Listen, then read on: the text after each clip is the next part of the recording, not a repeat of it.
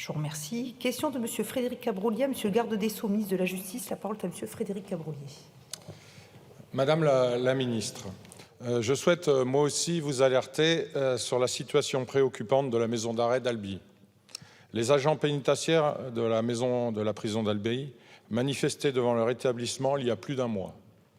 Me rendant sur place, j'ai pu constater les mauvaises conditions de travail du personnel dans une prison surchargée. Les agents pénitentiaires font face à un sous-effectif chronique qui affecte considérablement leurs conditions de travail. Il manquerait une dizaine d'agents sur les feuilles d'appel quotidiennes, dont 4 postes de surveillants et un poste de premier surveillant qui ne sont pas pourvus.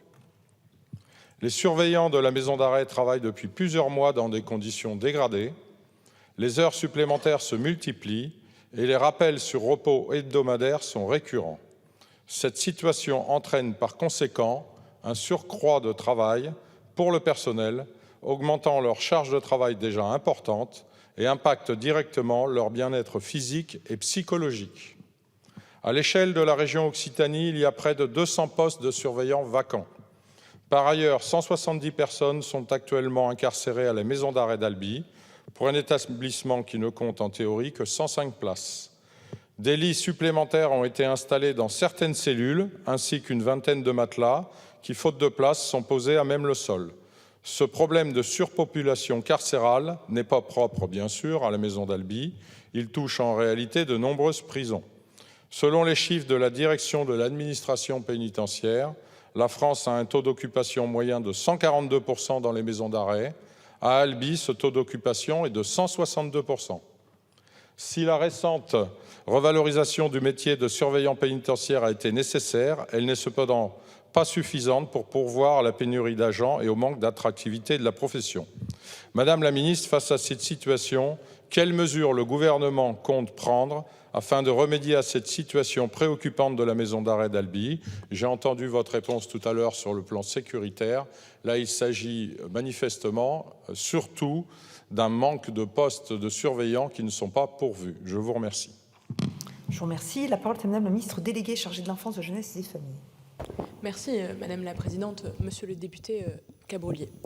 Effectivement, j'ai commencé mes propos sur la question plutôt de protection du bâti, la protection des agents de la pénitentiaire. Parce qu'on ne le dit pas assez, les saluer leur travail qui est absolument essentiel, et la priorité, bien sûr, du garde des Sceaux et de l'accompagner. Mais là, vous soulignez, Monsieur le député, au-delà, bien sûr, de l'engagement des personnels de la pénitentiaire que vous avez rappelé, la question de la surpopulation carcérale et le renforcement de l'attractivité du métier d'agent pénitentiaire. La réalité, elle est là.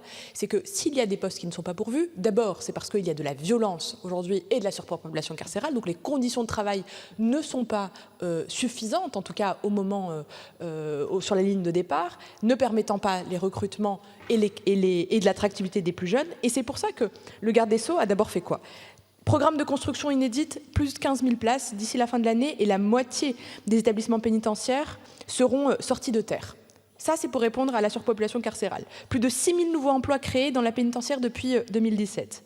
Une réforme, et c'est là pour le coup elle est majeure, réforme statutaire, qui entre en vigueur au 1er janvier 2024, permettant aux agents de bénéficier de la revalorisation, et une revalorisation historique, puisque c'est le passage des agents de catégorie C en catégorie B, et ceux de la catégorie B à la catégorie A. Et sur la fiche de paye, concrètement, ça représente quoi au-delà de la question de la catégorie? C'est 300 € mensuels. Cette réforme, elle a permis pour la première fois d'atteindre 100% des objectifs de recrutement en 2023. Et donc, parce que ça a fonctionné en 2003, là, l'objectif, c'est de rattraper les retards, malheureusement, des années précédentes. Voilà une des solutions mises en œuvre par le garde des Sceaux pour résorber la vacance des postes.